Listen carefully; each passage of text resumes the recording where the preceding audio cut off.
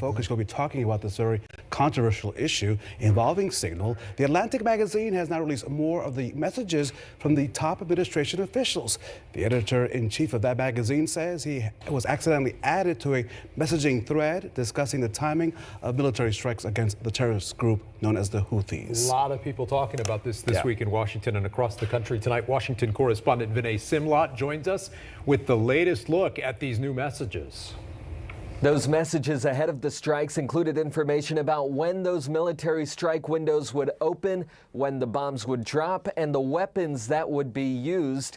Top intelligence officials were in a group on an app called Signal. Cyber experts say it can still be hacked. I would characterize this messaging thread as a policy discussion, a sensitive policy discussion, surely. For a third day, the White House insists top officials didn't do anything wrong by texting plans for a military strike in a group chat on the Signal app. The Atlantic's editor-in-chief Jeffrey Goldberg says National Security Advisor Mike Waltz mistakenly added him to the group. We are not going to bend in the face of this insincere outrage. On Wednesday, Goldberg released messages showing the timing, targets, and weapons used for military strikes against the Houthis, a terrorist group in Yemen.